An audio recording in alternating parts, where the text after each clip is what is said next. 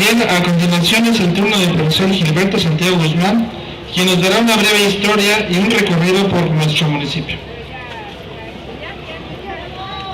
Muchas gracias, buenas noches. Es un orgullo estar aquí en Papantla representando al municipio de Tecámac, platicando con el maestro Zenón en la mesa cuando se hacen corto las cosas de las conversaciones. Comentábamos que es la pasión lo que mueve a las personas que queremos recuperar la memoria. Yo tengo que compartir con ustedes que hace 10 años yo estaba aquí en Papantla cuando me casé y vine a pasar mi luna de miel en Papantla. Entonces ustedes son los culpables de que hoy tenga 10 años de feliz matrimonio. De esa misma manera les ofrezco con mucho corazón el trabajo que les voy a presentar acerca de Tecámac. Yo no nací en Tecámac, yo soy un migrante que llega a Tecámac en los años 80. Hace 33 años llegué a Tecámac cuando tenía 8 años y a partir de que yo llego a Tecámac empiezo a construir mi identidad como tecamaquense y esto me llevó a convertirme en historiador. El trabajo que yo les voy a presentar está dividido en dos vertientes. La primera parte es presentarles qué es Tecámac, dónde se ubica Tecámac, cuál es la historia de Tecámac. Y la segunda parte es un trabajo de investigación histórica que realicé para titularme como historiador en la Facultad de Filosofía y Letras de la UNAM. Este trabajo me sirvió para entender cómo se construyó la institucionalidad del municipio en el siglo XIX. Entonces lo voy a presentar, voy a irlo dialogando con ustedes para ver qué les parece. Muchas gracias.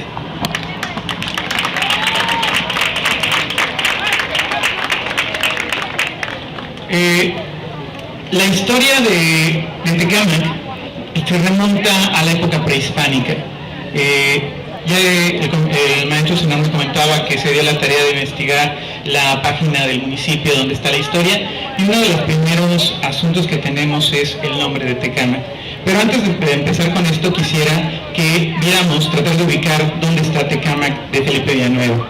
Tecámac, si nos observamos en el mapa, es parte de la República Mexicana, está en el Estado de México, ¿sí? Estamos colindando con el Estado de Hidalgo, con el Distrito Federal, con el Estado de Puebla, estamos colindando con diferentes estados. Dentro del Estado de México estamos en la parte nororiental de nuestra entidad. Somos un municipio de tamaño pequeño, sin embargo estamos metidos en una región en la cual se ha ido desarrollando la historia de nuestro país, porque formamos parte de lo que es el Valle de México, la última parte del Valle de México. Si ustedes observan el mapa van a ver cómo estamos al lado del municipio de Ecatepec, el más poblado de nuestro país, los municipios de Teotihuacán, el municipio de Nextlalpan, Tonanitla. Ahí en esta parte estamos nosotros metidos en nuestro municipio y nos ha llevado a construir una historia que inició desde la época prehispánica. Por favor. El cronista de nuestro pueblo es el profesor Néstor Granillo Borges y él se ha dado la tarea de investigar el origen de la palabra Tecámac, y entonces ahí encontramos la determinación de que Tecámac tiene que ver con un vocablo náhuatl. Este vocablo náhuatl que nos dice que es piedra, Cámac, boca, y la terminación C. Entonces lo que tenemos nosotros se traduce en español como en la boca de piedra. Sin embargo, este glifo que estamos observando nosotros aquí tiene una determinación de nuestra historia. ¿Cuál es? La comunidad de Tecámac era una comunidad agrícola, indígena, de origen náhuatl. Y cuando viene la conquista española, empiezan las luchas por los territorios, la lucha por la tierra. Y estas comunidades indígenas van a preservar su propiedad de tierra y van a generar peleas, pleitos legales en contra de los españoles para conservar la tierra.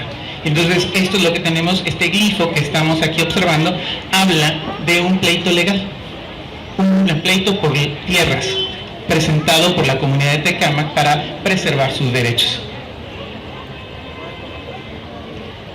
La fuente que tenemos nosotros para hablar de Tecámac son los anales de Cuautitlán. Estos anales de Cuautitlán tienen una característica, hablan de un momento en el cual en el Valle de México existía el señorío de Jaltocán. Para nosotros es importante el señorío de Jaltocán porque en ese momento son los otomís, otra etnia que está en esta región, la que tiene el dominio sobre esta parte del Valle de México. Los otomís van a tener una guerra con otros grupos étnicos, los de Cuautitlán, y van a luchar para ver quién van a dominar. En esta lucha ya tenemos los primeros nombramientos, el primer reconocimiento de la existencia de Tecámac. En estos anales sabemos que pierde Jaltocán, y Jaltocán, al perder su lucha, los otomís salen y van al Valle del Mezquital, una de las regiones más áridas que tenemos en la zona del estado de Hidalgo. Ante esta situación, los náhuatl empiezan a ocupar la región, y entonces es lo que nosotros empezamos a ver, cómo se va teniendo una nueva presencia. En este caso, los chichimecas. Los chichimecas, que es una palabra que los mismos náhuatl utilizaban para hablar de aquellas personas que no utilizaban su lengua, el náhuatl. Entonces, que usaban un vocablo que ellos no podían entender. Pero estos pueblos chichimecas que llegan al Valle de México se van a establecer, y tenemos referencias a ellos acerca de su gran caudillo, Xolotl. Y en Tecámac hay un pueblo que se llama San Lucas Xolotl, precisamente un lugar donde este caudillo chichimeca se asentó y va a establecer su dominio. Estos chichimecas se van a mezclar con los náhuatl y van a generar lo que conocemos como la cultura tolteca. ¿Sí? Entonces esa parte se va conformando, esta combinación de lo que viene de afuera con los náhuatl van a generar nuestra identidad. En este mismo documento histórico, lo que tenemos nosotros es que se hace referencia a la vida de esta comunidad, la comunidad de Tecámac. Ahí lo que nosotros observamos precisamente a Xolotl, que se nota porque es el que tiene arriba de su cabeza un perro, ¿sí? Entonces ahí se nota cómo se hace referencia a Xolotl y el dominio que tiene sobre esta región. Sí, la siguiente. En esta misma referencia sabemos que para 1202 a.C. ya tenemos, después de Cristo ya tenemos la primera referencia acerca de Tecámac, ya fundada por los mexicas. Y ahí tenemos esta relación nosotros con los mexicas. Para nosotros en la parte, la herencia mexica es determinante en nuestra historia porque formamos parte de este señorío que va a ser el dominante en el Valle de México.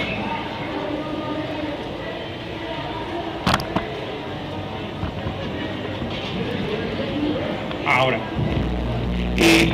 también en esto que nosotros tenemos, vamos a encontrar en diferentes fuentes historiográficas, en el caso de Chuck Gibson, que nos habla de que Tecámac era un dependiente del señorío de Tenochtitlan y del señorío de Tlatelolco. México-Tlatelolco y México-Tenochtitlan eran dos ciudades gemelas que se van a dar en el Valle de México. Y estas ciudades gemelas van a luchar hasta que sea México-Tenochtitlan la que domine en el centro del valle. A pesar de este dominio de México-Tenochtitlan, Tlatelolco va a tener también a pueblos que van a tributarle. Sin embargo, en el pueblo de Tecámac, al Juan Ponce de León, le van a entregar el pueblo y va a ser algo que va a caer cada nuestras comunidades. No van a estar muy contentos con esa designación porque Juan Ponce de León va a ser muy abusivo, y así lo van a denunciar ellos, hacia su trato y los van a maltratar. Y la historia termina con el asesinato del encomendero. Van a matar al encomendero y se va a generar todo un juicio para saber qué sucedió aquí, y se va a determinar que los abusos del encomendero español eran demasiado evidentes y se justifica de cierta manera esa muerte que se va a producir ahí.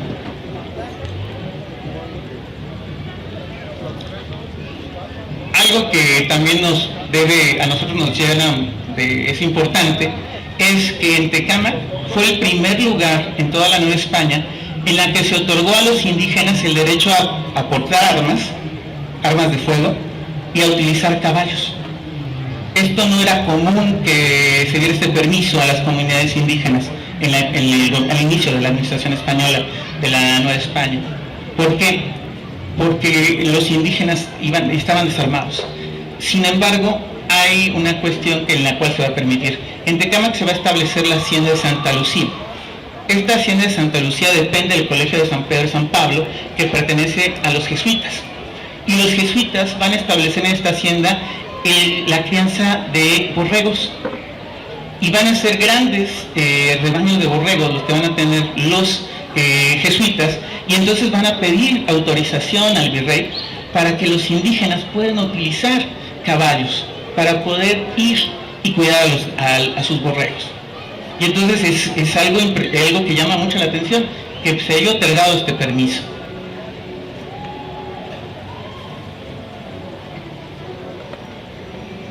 En estas imágenes lo que podemos ver es esta representación que se ha hecho acerca del papel de los indígenas como mano de obra para los españoles en la agricultura, la sociedad de explotación que se generó en esta Nueva España, pero también un hecho evidente: los indígenas formaron parte de la administración política.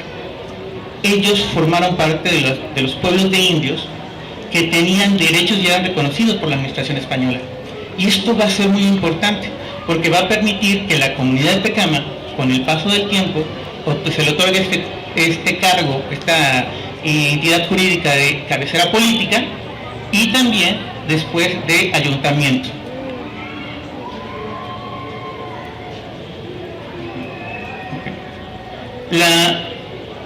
Así como ustedes tienen su iglesia como un monumento importante, nosotros en Tecámac tenemos a nuestra iglesia.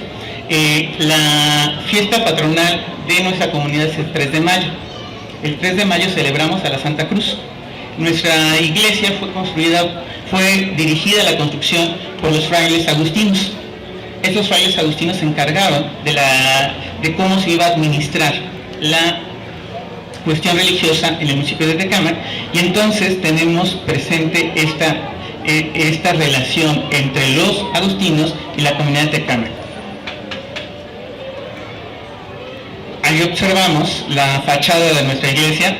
Es pequeña realmente nuestra iglesia, pero data del siglo XVI, ya con unas modificaciones, y estos frailes agustinos, que son los que tienen los trajes negros encargados de esta construcción.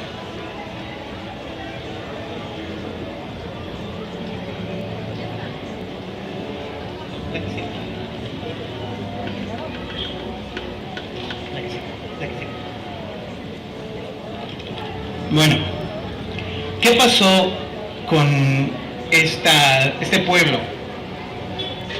El pueblo de Tecámac, cuando viene el proceso de independencia, que el viernes celebramos, conmemoramos una fecha más de la consumación de la independencia, tiene que ver con este proceso. El pueblo de Tecámac, cuando venga la Constitución de Cádiz de 1812, se le otorgará el nombramiento de ayuntamiento constitucional. Sin embargo, va a ser hasta que se construya la República Federal en 1824 que a Tecámac se le otorgue este reconocimiento como ayuntamiento, en 1825. Desde 1825, Tecámac es un ayuntamiento. Como todo lo que pasó en nuestro país, esta primera mitad del siglo XIX es dirigida por el ejército. El ejército determina la vida política del país junto con los otros grupos políticos y económicos que tenemos. Esto llevó a que nuestro país viviera la intento de reconquista español, la primera invasión francesa de 1838, la guerra con Estados Unidos de 1847 a 48 y la segunda intervención francesa. En estos procesos, lo que nos costó a los mexicanos fue la pérdida de territorios, la pérdida de Texas, que se independizó de nosotros, la pérdida de los territorios al norte de nuestro país, de Nuevo México y la Alta California, y preguntarnos algo: ¿cómo íbamos a permanecer unidos? Porque en realidad pudimos haber sido como los países de Centroamérica, que de un territorio pequeño surgieron varias repúblicas. Era una posibilidad. Hubo intentos de separación en Yucatán, hubo intentos de separación en Zacatecas, hubo intentos de separación en el país, en el mismo Jalisco se intentó separar. ¿Por qué se logró mantener esta unidad del país? Eso es algo que a mí me llamó mucho la atención y lo respondí precisamente con la investigación que hice acerca de Tecámac.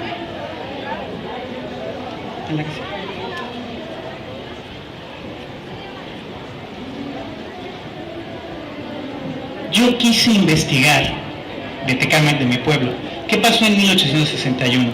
A lo mejor a ustedes esta fecha no se les haga muy relevante, sin embargo es trascendental en la historia del país. ¿Por qué? 1861 marca el momento en el cual Benito Juárez y todo el grupo de Reforma toma el control sobre el país. Y este grupo de Reforma empieza a diseñar el nuevo país que se va a construir. Ese país que se va a construir son las instituciones que tenemos hoy nosotros, la separación de la Iglesia y el Estado, la creación de un Estado laico que controla los municipios, que controla el registro civil, que tiene la capacidad de organizar a la sociedad a través de la educación, a través de un proyecto político, evidentemente favoreciendo a los propietarios y a una clase media rural. En este momento, Juárez tiene que responder al gran problema: ¿cómo voy a gobernar un país que ha vivido 3 años de guerra? Esta pregunta me llevó a mí a plantearme si Tecámac también vivió esta situación. Y la investigación que yo encontré me llevó a algo que me parece muy interesante. No sé, a lo mejor a ustedes también les va a parecer interesante. Esta clase política que vemos reflejada aquí en las imágenes, con Juárez a la cabeza, los liberales que van a presentarnos las leyes de reforma, la Constitución de 1857, las leyes de reforma posteriores a la guerra de 3 años, y después esta ruptura entre liberales y conservadores, y estos conservadores que están que son la última imagen, que van a ir a Europa a buscar un monarca que va a ser Maximiliano de Habsburgo. Todo este escenario político es el que va a tener que vivir la dirigencia liberal mexicana. Ahí nos encontramos a Miguel Lerdo de Tejada, un veracruzano muy importante, que va a estar en este proceso, porque él va a ser el encargado de proponer la ley de desamortización. Desamortizar implicaba que todas las propiedades en manos muertas, en manos de la iglesia, propiedades de la iglesia y de comunidades indígenas, pasaran a propiedad privada, y con esto pagaran impuestos. Esa era una manera de impulsar la economía. Sin embargo, esto va a generar problemas porque las comunidades indígenas se van a rebelar ante este proceso.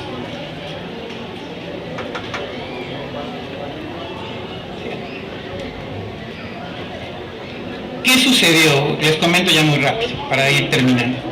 Cuando me meto a los documentos, me encuentro que en 1871 los liberales mexicanos quieren reconstruir el gobierno. La pregunta es: ¿con quién van a reconstruir el gobierno? Y entonces tienen que reconstruirlo con los que están, con los que han estado gobernando. Y resulta que los que han estado gobernando son colaboradores de los conservadores con los que habían peleado. Y entonces se hace la pregunta: bueno, ¿los van a quitar? Y resulta que no los quitan, se quedan ahí. Y entonces empiezan con ellos a construir el nuevo gobierno. Para ellos es importante que haya una autoridad municipal que pueda responderle a sus necesidades. El municipio es fundamental, es la institución que responde de manera inmediata a la necesidad de los ciudadanos. Esto los lleva a que tengan que mantener a estas personas que están en el poder. Sin embargo, lo que nos tenemos que ir preguntando es quiénes son estas personas que están en el poder. Lo que yo encuentro en los documentos es que estas personas habían estado gobernando el municipio desde el inicio, desde 1825. Y encuentro que son familias las que se encargan de controlar este municipio. Estas familias tienen el control del municipio porque están metidas en la organización de la iglesia. Son parte de la organización de la iglesia, son los mayordomos, son los que se encargan de velar por el culto a la Virgen de Guadalupe, por velar el culto a la Santa Cruz, por velar esta relación religiosa. Pero además son los propietarios de la tierra, son los que están en las relaciones comerciales y tienen el poder político. Y entonces lo que yo me encontré es que familias que estaban gobernando, como los Villanueva, los Urbina, los Germán, los García, ¿sí?, el día de hoy en Tecámac siguen gobernando. Estamos hablando que hay una permanencia de estos grupos de poder. Y eso para mí se me hizo muy interesante, ¿Cómo era posible que se mantuvieran por más de 100 años en el poder? La respuesta está en que habían logrado establecer vínculos, relaciones sociales, económicas y políticas para permanecer en el poder. Y entonces esto es lo que yo voy descubriendo. Este es Tecámac cuando a inicios de finales del siglo XIX, principios del siglo XX. Es nuestra iglesia y teníamos dos jagüeyes. Un jagüey para que tuviera, que es el depósito para recolectar agua para que los animales tomaran, y otro que era para que las personas tomaran agua de él. Entonces, así era Tecámac. ¿Qué pasó en 1861? Tecámac se convirtió en un municipio que respondía ya no a los intereses de la comunidad, ya no a los intereses de sus vecinos, respondía a los intereses del gobierno. Dejó de ser un ayuntamiento de corporación y se convirtió en un ayuntamiento nacional.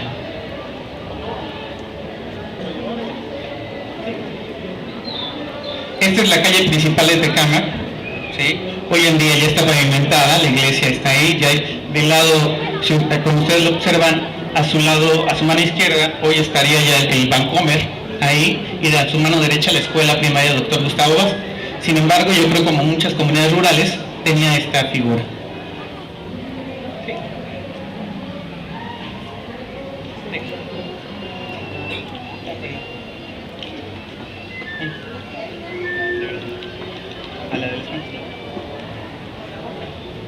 Uno de los grandes problemas que tiene toda la administración municipal es el dinero. Y entonces lo que tenemos nosotros es que el ayuntamiento tiene que recaudar fondos, tiene que recaudar dinero por impuestos. El problema es que nunca hemos sido buenos para recaudar impuestos. Y entonces el gobierno dejó al ayuntamiento la obligación de recaudar los impuestos. ¿Qué hacía el ayuntamiento? Nombraba comisiones para que los propios ciudadanos fueran los que recaudaran los impuestos. Y obviamente los ciudadanos no recaudaban los impuestos porque no era muy difícil que sus vecinos los pagaran. Esto hizo que tuviera problemas el ayuntamiento y entonces el presidente Asensio Reyes, que en ese momento nuestro presidente municipal, tuviera muchas llamadas de atención del subprefecto. El subprefecto es una figura que hoy no existe, pero antes era el mediador entre la autoridad municipal y la autoridad estatal, era una autoridad regional. Este subprefecto tenía la obligación de hacer que el ayuntamiento cobrara los impuestos y se mandaran a Toluca. Fue tanto el problema que se tuvo en Tecámac que se quitó al presidente municipal Asensio Reyes y se nombró al tesorero del municipio, Eulogio Rosas, como el nuevo presidente municipal. Obviamente Eulogio Rosas tampoco pudo recolectar el dinero y esto le provocó que también lo quitaran del cargo. ¿A dónde nos lleva esto? Realmente lo que encontramos es que para las autoridades estatales, mientras haya una autoridad municipal que cumpla con la recaudación de impuestos, eso es lo más importante. Si no recauda el dinero, hay que quitarlo para lograr que alguien sí lo recaude. ¿Y esto por qué? Porque con ese dinero vive la administración tanto del Estado como nacional. Otro problema que tenía Tecámac en 1861 era la inseguridad.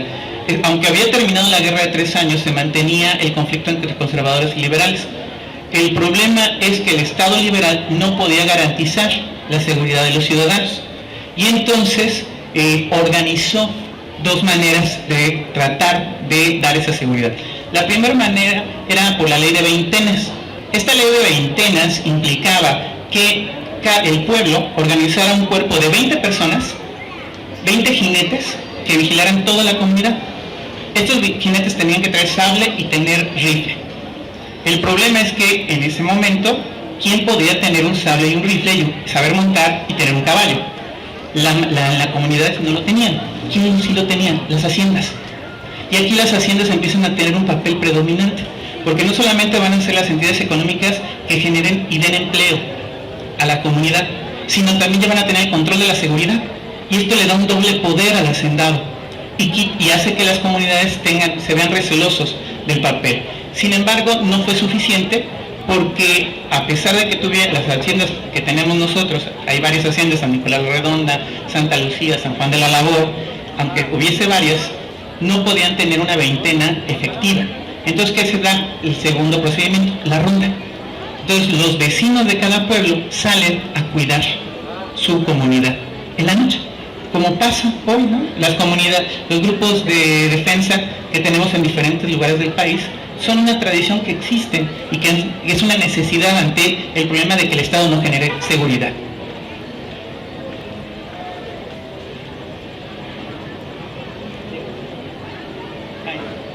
Otro asunto que también con la inseguridad es que había una cuota de sangre. Hoy en día ya no la tenemos. Esta cuota de sangre es la leva. Cuando llegaba el ejército, tanto liberal como conservador, a las comunidades, hacía un reclutamiento forzoso de jóvenes. Y entonces tenían que entregarlos, la comunidad tenía que entregar. Este era un problema porque quitaba a las manos de trabajo de las comunidades, pero también se convertía en un arma de venganza entre los grupos políticos, porque entregaban a jóvenes de familias que eran enemigas entre las mismas familias que tenían el poder, y entonces los amarraban y los llevaban al ejército. Obviamente, ¿qué nos lleva a esto? A que la gente que está formando el ejército al primer momento se escape, porque no tiene ningún motivo de permanecer ante esa fuerza armada. Y cuando se escapa se lleva lo que tiene, las armas y lo que puede, y entonces se convierte en un elemento de la delincuencia. Eso es lo que va generando el problema, porque están desarraigados, los sacan de su comunidad y entonces tienen que sobrevivir de alguna manera. Otro asunto que tenemos también en 1861 es el de la vida cotidiana, y eso es muy interesante. Cuando uno se mete a los archivos se encuentra de verdad estas telenovelas, o sea, las de Televisa se quedan cortitas acerca de lo que uno puede observar en los archivos. Lo que, por ejemplo, ¿qué sucede? Que los ricos se pelean por propiedades, es lo que se encuentra. Los problemas de los ricos es por propiedades, herencias. El problema judicial de los pobres es por los pleitos, por las infidelidades, por las agresiones. Y entonces ahí empieza algo que hoy ya no sucede. Bueno, tendríamos que ver si sucede o no sucede. Por ejemplo, estaba un asunto de una infidelidad. Un hombre fue infiel a su esposa. La esposa tenía derecho de presentarse ante el ayuntamiento, ante las autoridades, para demandar que su esposo cumpliera con sus derechos, con sus obligaciones como ante la familia, dejara al amante y recibiera una amonestación. El juez, que en ese caso de primera instancia, que es el mismísimo presidente municipal, se encarga de dar una pena. ¿Y cuál es la pena? El hombre tiene que pagar una multa, y la mujer que fue la infiel, la mujer que era la amante, tuvo que salir del pueblo. Y ahí es cuando checamos, ¿no?, este asunto de una sociedad en la cual hay un trato diferenciado entre hombres y mujeres. El hombre es solamente una multa, la mujer es marcada socialmente y se le exige salir del pueblo.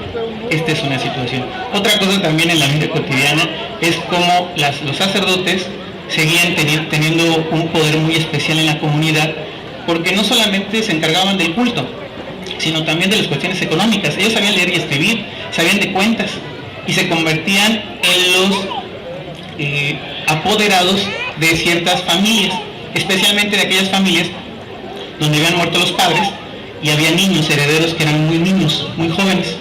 Entonces ellos se encargaban de ser los que guardaban esas fortunas, y se generaban pleitos entre las mismas autoridades, porque había un pleito de una heredera en la cual el presidente municipal, el secretario del municipio, el subprefecto de Teotihuacán se pelearon por ser los apoderados de esa pequeña joven, ¿no? Entonces ese es el asunto que nos encontramos.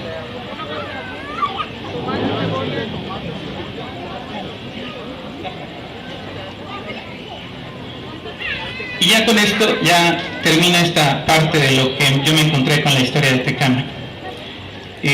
Hoy, uno de los personajes más importantes del municipio de Tecámac se llama Aarón Urbina Bedoya.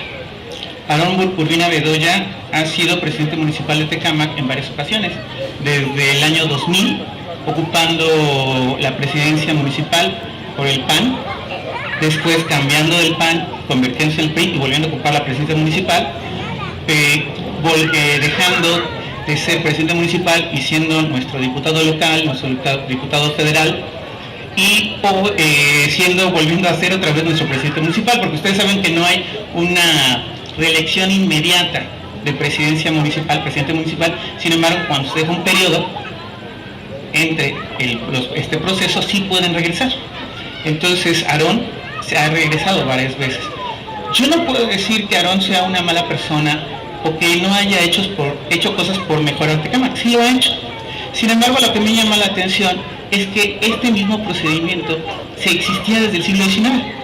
Y entonces el personaje más ilustre que tenemos en Tecámac es un músico que se llamó Felipe Villanueva Gutiérrez. Felipe Villanueva es una figura de la música del siglo XIX, finales del siglo XIX en el Porfiriato. La sala de música de Toluca, la capital del Estado de México, lleva su nombre, Felipe Villanueva. Sin embargo, lo que yo encontré en 1861, un año antes del nacimiento de Felipe Villanueva, que nace en 1862, es que su familia tenía mucho poder político en Tecámac. Su padre, Zenón Villanueva, había ocupado 12 veces la presidencia municipal. Claro, hay que tener cuidado porque hoy la presidencia municipal dura 3 años. En el siglo XIX solamente duraba 1 año. Y él va a ocupar en diferentes momentos esas 12 veces a la alcaldía del municipio de Tecámac. ¿A dónde me lleva esto? Felipe Villanueva no es solamente nuestro músico ilustre, es el hijo de una de las familias más importantes de Tecámac.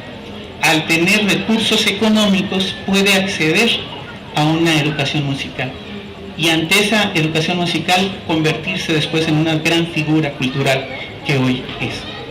Entonces lo que tenemos nosotros es esta clase política que en el siglo XIX se mantuvo a pesar de los problemas que tenía el país, a pesar de la guerra de reforma, a pesar del porfiriato, a pesar de la revolución, a pesar del PRI, a pesar de la transición democrática, a pesar de que el Fox llega al poder, de Calderón llega al poder y se mantenga.